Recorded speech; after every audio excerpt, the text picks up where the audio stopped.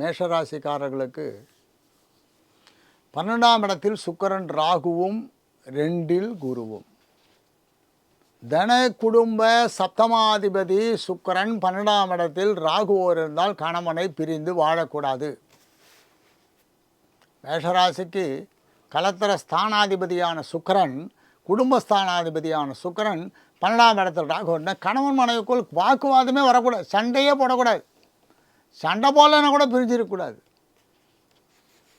பிரிவு என்பது சுமூகமாகவும் காரசாரமாகவும் இல்லை, எப்படியுமே இருக்கக்கூடாது.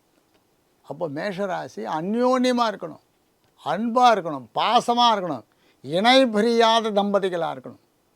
தம்பதினா இவங்க தான் அப்படின்னும் அதை மாதிரி தம்பதியாக வாழணும். இந்த அட்லீஸ்ட் இந்த மாசி மாதம் மட்டுமாவது, மாசி மாதம் மட்டும்னா அப்புறம் அப்படின்னா எப்போவுமே இந்த மாசி மாதத்தில் இந்த சுக்கிரன் ராகு சேர்க்கைக்காக சொல்கிறோம். இது இல்லாமல் இருப்பதற்கு என்ன பண்ணணும்? எங்களுக்குள்ளே சண்டை வருது, கோபம் வருது, பிரிகிற அளவுக்கு வருத்தம் வருதுன்னா வெள்ளிக்கிழமை அன்றைக்கி தாயாருக்கு போய் அர்ச்சனை பண்ணுங்க. பெருமாள் கோயில் இருக்கிற தாயாருக்கு வெள்ளிக்கிழமை அன்றைக்கி போய் சேவிங்க. வெள்ளிக்கிழமை அன்றைக்கி அம்பாவை போய் சேவிங்க. சிவன் கோயில் இருந்தால் அம்பாள், பெருமாள் தான் தாயார் சேவிங்க. லக்ஷ்மி ஸ்லோகம் போட்டு கேளுங்க, லக்ஷ்மி சகஸ்திரம் போட்டு கேளுங்க. மனசை கொஞ்சம் தெளிவாக வச்சுக்கோங்க. அந்யோன்யம் இல்லாத தம்பதிகளே வேஸ்ட், அன்பு இல்லாத தம்பதிகளே வேஸ்ட், ருசி இல்லாத பழமே வேஸ்ட்டு. ஒரு பழம் சாப்பிட்றீங்க, ரொம்ப இதுவாக இருக்குன்னாக்கா என்ன பழம் இல்லை, அது மாதிரி அந்யோன்ய தம்பதிகளாக இருக்கணும், அன்பாக இருக்கணும்.